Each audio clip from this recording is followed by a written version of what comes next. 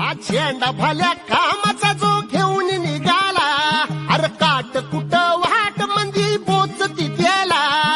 रगत निघल तरी बी हसल शाबास त्याची, रगत निघाल तरी बी हसल शाबास त्याची. तू चाल पुढं तुला रगड्या भीती कशाची, परवा बी कुणाची.